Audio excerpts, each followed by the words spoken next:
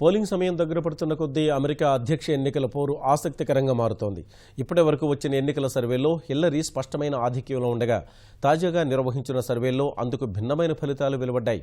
ప్రధాన అభ్యర్థులైన Hillary, Trump మధ్య హోరాహోరీగా పోరు తప్పదని తాజా ఫలితాలు చెబుతున్నాయి. ఐబీడీ టీఐపీపీ పోల్లో ట్రంప్ 41.2% ఓట్లు సాధించగా హిల్లరీకి 41.8 పాయింట్లు లభించాయి. హిల్లరీ తన ప్రత్యర్థి కంటే కేవలం 0.6% మాత్రమే ముందున్నట్టు తెలుస్తోంది.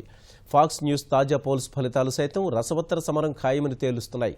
ఇందులో హిల్లరీకి 44% మంది, ట్రంప్కు 41% మంది మద్దతిచ్చినట్టు తేలింది. ఏపీ జీఎఫ్కే పోల్స్లో డెమోక్రటిక్ అభ్యర్థి 14% ఓట్లతో ముందంజలో ఉన్నారు.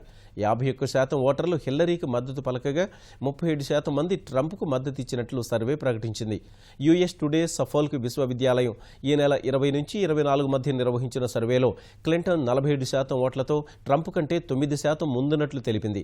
రాయిటర్స్ ఐపీఎస్ఓఎస్ సర్వేలో క్లింటన్ 4% ఆధిక్యంలో నిలవగా రియల్ క్లియర్ ఫలితాల్లో 5.4%, హిఫింగ్టన్ పోస్ట్ ఫలితాల్లో హిల్లరీ 6% ఓట్లతో ముందున్నారు. Los Angeles Times USC survey ఒకదానిలో ట్రంప్ హిల్లరీ కంటే 1 పాయింట్ ముందు వరుసలో నిలవడం గమనార్హం. ఎక్కువ ఫలితాల్లో హిల్లరీనే ముందున్నా గతంతో పోలిస్తే తేడా డెమోక్రటిక్, రిపబ్లికన్ అభ్యర్థులు ట్రంప్, హిల్లరీ మధ్య చాలా వరకు తగ్గింది.